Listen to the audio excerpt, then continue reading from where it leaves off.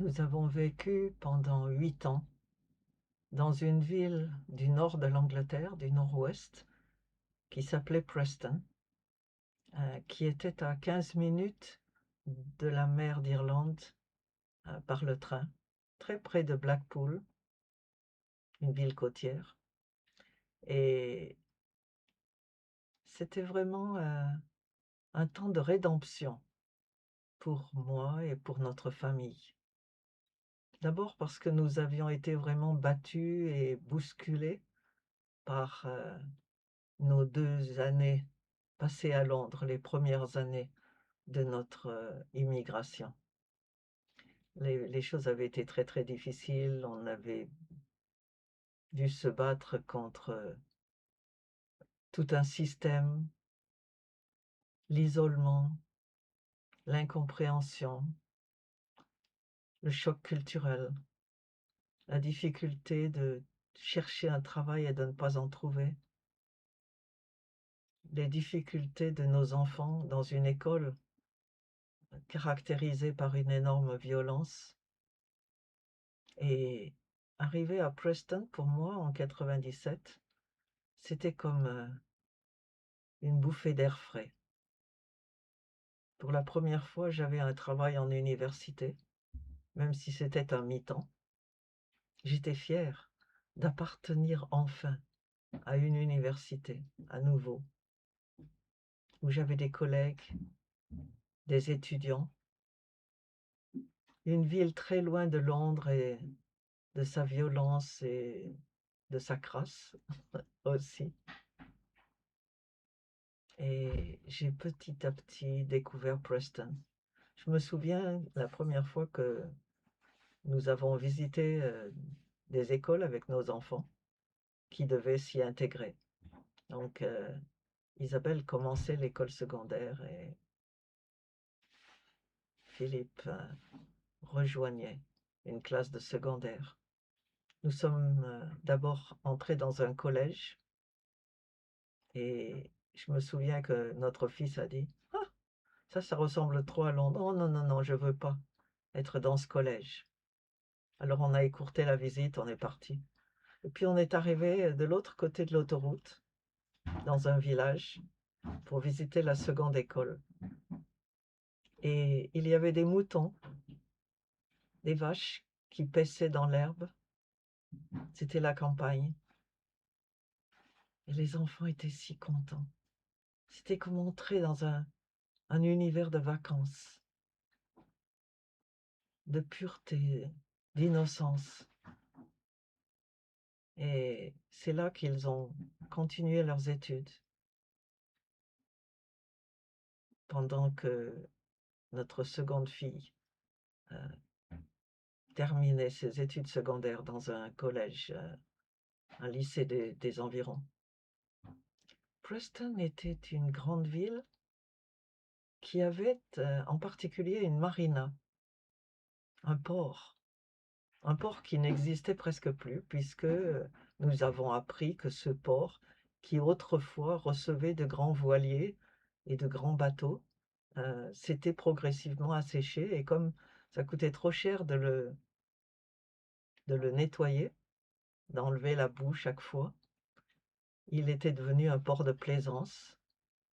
Et c'était très très beau, cette marina. On y allait souvent. Il y avait aussi un énorme complexe commercial qui pour nous était une énorme découverte. On n'avait jamais rien vu de pareil. Et on allait là-bas. C'est l'histoire que je raconte dans une autre vidéo au sujet des nounours, le banquet des nounours. C'était à Noël, où des nounours robots chantaient, dansaient au son d'une musique, et on les admirait, la bouche ouverte. Preston, c'était aussi une petite église qui nous a accueillis. Et puis, comme il n'y avait pas de jeunes dans cette église, on a laissé une autre église accueillir les enfants. Alors, Preston, c'est une ville Située sur la rive nord de la rivière Ribble, dans le Lancashire, la ville est un centre administratif et un district municipal aussi. Preston et son district environnant ont, ont obtenu le statut de cité en 2002 et sont devenus la 50e cité d'Angleterre pendant le jubilé de la reine Elisabeth II. Preston comptait une population de 140 835 habitants en 2021. La rive sud de la Ribble fait partie de la zone urbaine, bien qu'elle forme l'arrondissement de South Ribble. Preston et ses environs ont fourni des preuves d'activité romaine antique, principalement sous la forme d'une voie romaine, menant à un camp à Walton-le-Dale, un village. Les Angles fondèrent Preston, et son nom vient de l'anglais ancien signifiant établissement du prêtre, Preston, Priest Town, qui est mentionné dans le Domesday Book comme Preston, un nom issu de Priest Town à l'époque anglo-saxonne, où les terres étaient détenues par l'Église. Et la preuve est encore dans ces armoiries. Le trésor de Cuerdale, une immense collection d'argent viking, a été trouvé à proximité. Au Moyen Âge, Preston était une paroisse, une ville passée d'une ville de marché médiévale à une puissance industrielle qui a obtenu une charte royale de la Guilde des marchands en 1179, qui lui a conféré le statut de ville de marché. Elle est célèbre pour sa célèbre guilde et la première autoroute britannique. Joseph Livesey a lancé là le mouvement de tempérance et créé l'adjectif abstinent, teetotal en anglais, dans les années 1830.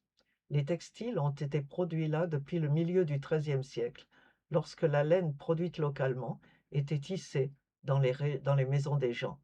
Les tisserands flamands, qui s'installèrent dans la région au XIVe siècle, ont contribué au développement de l'industrie. Au début du XVIIIe siècle, Edmund Calamy a décrit Preston comme une jolie ville, avec une abondance de gentry, communément appelée Proud Preston.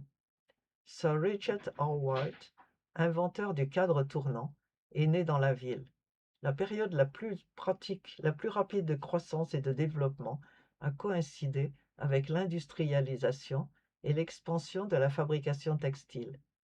Lors de la révolution industrielle, Preston était devenue une ville en plein essor, un centre d'ingénierie densément peuplé avec de grandes usines.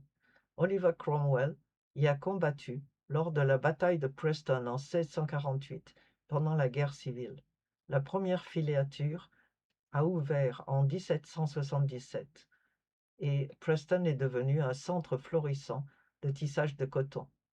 Mais le textile de la ville est tombé en déclin à partir du milieu du XXe siècle et Preston a donc dû affronter des défis similaires à beaucoup d'autres villes post-industrielles du Nord, la désindustrialisation, la pauvreté, les problèmes de logement, beaucoup de pauvreté.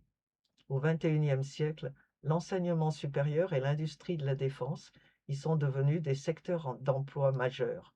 Preston abrite le campus principal de l'université où je me trouvais, l'université de Central Lancs, et abrite le Preston North End, l'équipe de football bien renommée. La déviation de Preston a ouvert en 1958 comme la première autoroute britannique, aujourd'hui la M6. La vaste gare routière de Preston a été construite en 1969. Le quai Albert Edward, situé là où la rivière Ribble coulait avant d'être déviée, est une caractéristique importante de cette ville. Il a ouvert en 1892 et c'était le plus grand quai d'Europe à l'époque. C'était aussi le site du premier ferry en 1948. Finalement, ce quai a été fermé en tant que port et donc c'est aujourd'hui la marina de Preston. Preston nous a fait du bien. C'était un moment d'air frais, un moment de sympathie et en particulier, j'ai beaucoup aimé